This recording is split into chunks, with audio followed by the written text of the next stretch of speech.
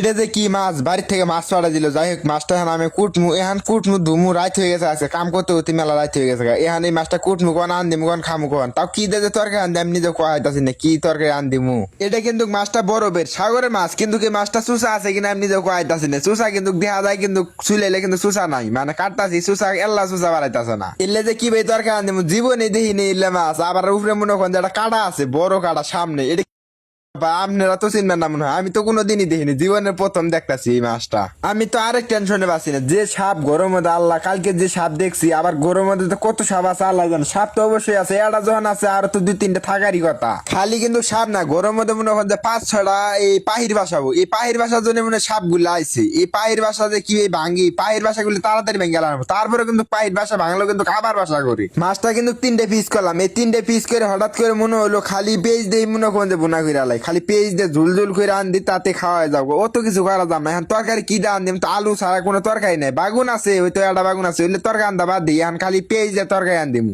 পেঁয়াজের দাম কম, পেঁয়াজ গুলো কিন্তু আমার নষ্ট হয়ে যাইতেছে। আমার মাছের মধ্যে কিন্তু এক মাছা পরে পেঁয়াজ দিও, এই পেঁয়াজ গুলো রোদে দিয়ে আর সময় পাই না। ভুট্টা নাড়ি দিতেছি, এই ভুট্টা নাড়ি দিয়ে ভুট্টা আর পাই না। আবার মনে করেন দাম না থাকলো পয়সা খাইয়ে খুঁজছে মনে করেন শেষ করে এলাম, বেশি করে খালি পেঁয়াজ খামো এখান থেকে। পেঁয়াজের দাম কম, আর পেঁয়াজ আমার নিজের গাছের নোয়ারাটা কিন্তু ধুইছি, আবার ভালো করে ধুইতাছি। কালকে কিন্তু কার তরকারি সরকারি কোনো কিছু আনদিনি, সাপ দেখে আজকে কিন্তু আবার ভালো করে খেত দেওয়ালার গরম মধ্যে ধুয়ে নিতেছি, যেহেতু সাপ সাপ কিন্তু নোয়ারার মধ্যে উঠছিল। খালি কিন্তু নোয়ারার মধ্যে না, খাটের মধ্যে চতুর্দিক দিয়ে কিন্তু সাপ খালি ঘোরাঘুরি করে গড় হুই দেয়। খালি ওই আর সাপ কিনা জানি না, আরো 2-3টা সাপ থাকার কথা, বাসার মধ্যে ঢুকে ঢুকে থাকে। এই যে সামনে সাপের দিন আইতাছে, চতুর মধ্যে ভুট্টা সবাই তুলে আলাইছে, এখন কিন্তু সাপ খালি গরমই হবো। আর পানি যখন বাড়বো, পানি বাড়লে পরে আরো উঁচে জায়গা দিন থাকবো, ওই নু খালি সাপ যাবো, বড় সাপ ছোট সাপ সব ধরনের সাপ কিন্তু খাবো।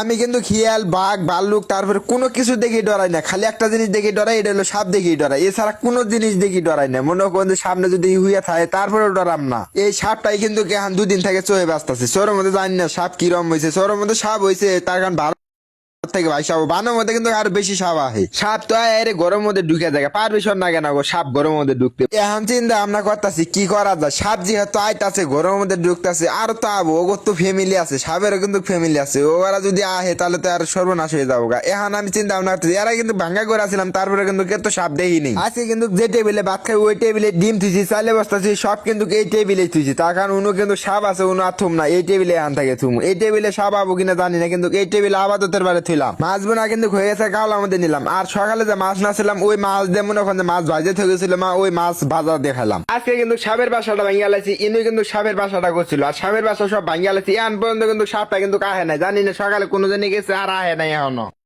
টেবিলটা কিন্তু একার ঝকঝক করে আলাইছি, টেবিলের উপরে আর কোনো কিছু নেই, ডিম চাইলে বস্তা সব নিয়ে গেছে।